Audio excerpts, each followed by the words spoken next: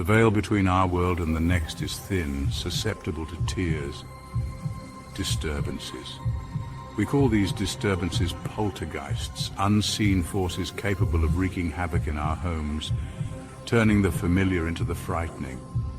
Imagine you're lying in bed, the lights are out, and suddenly you hear a slow, dragging sound across your floor. Our first story takes us to the secluded English countryside, to a centuries-old manor house shrouded in whispers and shadows. It was here that the Harringtons, a young family seeking a peaceful life, encountered the unsettling presence that haunted their new home. From the moment they crossed the threshold, an oppressive atmosphere permeated every room.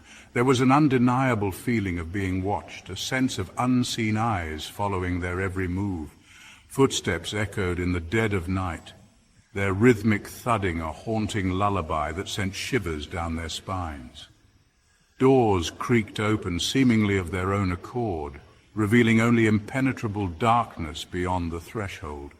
Objects vanished from their places, only to reappear in the most improbable locations, as if moved by an unseen hand. The family tried to rationalize the unsettling events, attributing them to the age of the house or their own anxieties in a new environment.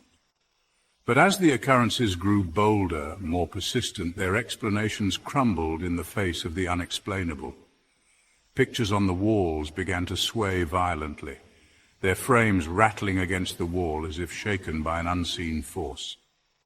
One evening, as the family gathered in the dimly lit living room, a sudden crash from the kitchen sent a jolt of fear through their hearts. Rushing to investigate, they found the room in disarray. Chairs were overturned, dishes lay shattered on the floor, and silverware was strewn about as if a wild struggle had taken place. Fear gave way to terror as the poltergeist's activity escalated. The children's toys would come to life in the middle of the night, their cheerful melodies now distorted and eerie, echoing through the silent house like demonic laughter. Disembodied whispers seemed to emanate from the very walls themselves, weaving tales of sorrow and despair. The family sought help from paranormal investigators, hoping for answers and a way to end the terrifying ordeal. Driven to the brink of madness, the Harringtons made the agonizing decision to abandon their home, leaving behind the possessions that held so many hopes and dreams. Our next story takes us to a bustling city, a stark contrast to the quiet countryside of our previous tale. Here, in a modern apartment building, a young woman named Sarah found herself tormented by an unseen guest that seemed to feed on her fear.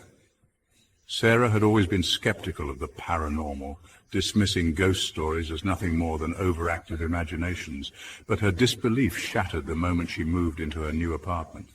The previous tenant had left abruptly, leaving behind an unsettling energy that clung to the very air Sarah breathed. It started subtly, with flickering lights and appliances malfunctioning for no apparent reason. Sarah brushed it off as typical city living, but deep down, a seed of unease began to take root. At night she'd hear faint tapping sounds coming from within the walls, as if something were trying to get her attention. One evening, as Sarah sat down to read a book, the temperature in the room plummeted. A bone-chilling cold settled around her, raising goosebumps on her arms despite the warmth of the summer night. She tried to ignore it, but the feeling intensified, and then she heard it, a soft, raspy whisper of her name, seemingly coming from right behind her. Panic surged through her as she whirled around, but there was nothing there. The apartment was empty, yet the whisper lingered in the air, sending chills down her spine. Convinced it was just her imagination playing tricks on her, Sarah tried to rationalize the experience, but deep down she couldn't shake the feeling that she was not alone. As days turned into sleepless nights, the strange occurrences escalated. Objects began to move on their own. Books would fly off the shelves, landing with a loud thud that made Sarah jump out of her skin.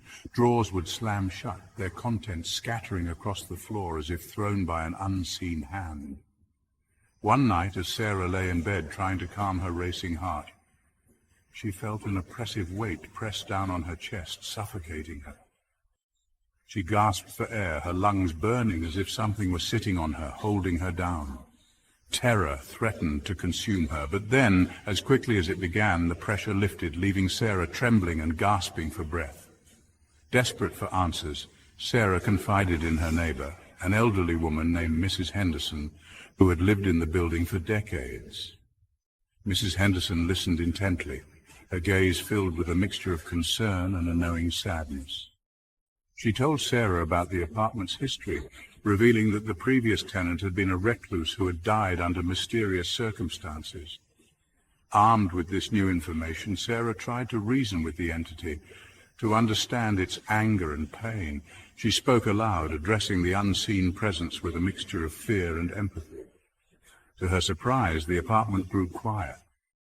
The strange occurrences ceased, and for a while Sarah dared to hope that the nightmare was over. But her relief was short-lived. One evening, as Sarah returned home from work, she was greeted by a sight that sent a wave of terror crashing over her. Our final story takes us to the desolate plains of the American Midwest, where a young couple's dream of a fresh start turned into a desperate fight for survival against a malevolent entity. John and Mary, newly married and filled with hope, purchased an old farmhouse at the edge of a small town. The house, though a bit run down, had a certain charm that drew them in.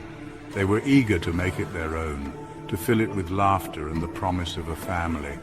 Unbeknownst to them, the land on which the farmhouse stood held a dark and sinister history.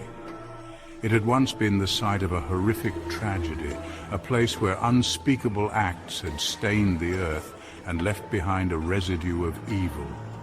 From the moment they moved in, John and Mary felt a palpable sense of dread, a feeling that they were not welcome. The air hung heavy with an oppressive silence, broken only by the mournful creaking of the old house. They tried to ignore the unsettling feeling, throwing themselves into the renovations. But as they stripped away layers of wallpaper, they uncovered something far more sinister. Behind a loose brick in the fireplace, they found a small wooden box, its lid nailed shut. Curiosity got the better of them, and with trembling hands they pried it open. Inside lay a collection of strange and disturbing objects. A lock of hair, a tarnished silver locket, and a handwritten journal filled with frantic scribblings and chilling drawings. As they examined the contents, a cold draft swept through the room, extinguishing the lanterns. Plunged into darkness, they heard a blood-curdling scream pierce the silence. Fumbling for their flashlights, they stumbled through the darkness, their hearts pounding. In the living room, they found the source of the commotion. A heavy antique mirror lay shattered on the floor, its shards reflecting the flickering beam of their flashlights. And standing in the center of the room, bathed in the eerie glow of the moon, was the ghostly apparition of a young woman. Her dress was torn and stained. Her long dark hair cascaded down her back, and her face was contorted in an expression of pure terror. Her eyes, wide and filled with an unspeakable sadness, locked onto theirs, and a cold, raspy voice seemed to whisper, "You should not have disturbed my rest." Paralyzed with fear, John and Mary could only watch in horror as the apparition glided towards them, her touch sending a jolt of icy pain through their bodies. They stumbled back, tripping over the debris, desperate to escape the vengeful spirit. 3 stories, 3 chilling encounters with the unknown. The Harringtons, driven from their home by an unseen force. Sarah terrorized by a vengeful entity in her apartment.